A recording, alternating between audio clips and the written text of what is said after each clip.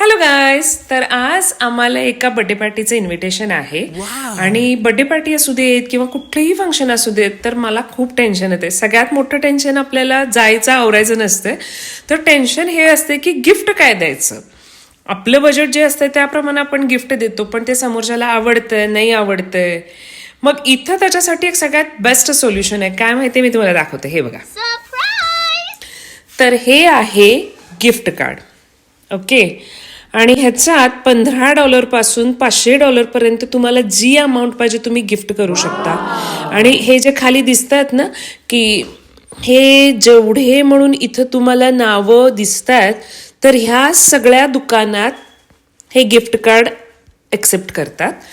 तर तुम्ही त्याच्यात कितीही अमाऊंट घालू शकता आणि ज्यांना तुम्ही गिफ्ट करता ते तेवढ्या अमाऊंटची शॉपिंग करू शकतात. तर इथं अशी कार्डची सिस्टीम आहे. तुम्हाला $15 पासून $500 पर्यंत आणि सगळ्या दुकानांचे कंपन्यांचे तुम्हाला गिफ्ट कार्ड मिळतात.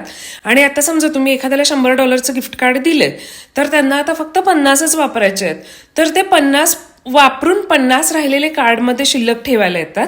आणि शक्यतो कार्डना एक्सपायरी नसती आणि मग ते राहिलेले $50 ते नंतरही वापरू शकतात.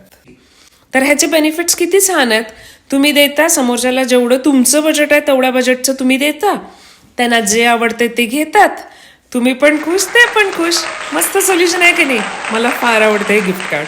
आणि असे इथं वेगवेगळ्या कंपन्यांचे, वेगवेगळ्या शॉप्सचे, इव्हन टिम हॉर्टन्स आमच्याकडलं चहाचं दुकान आहे, कॉफीचं दुकान आहे असंच, बट त्याचं सुद्धा आहे. आणि साधं डॉलरामा म्हणून एक जे डॉलर स्टोअर आहे, तर त्याचंही गिफ्ट कार्ड मिळते. छान आहे की नाही आयडिया. मला फार आवडती.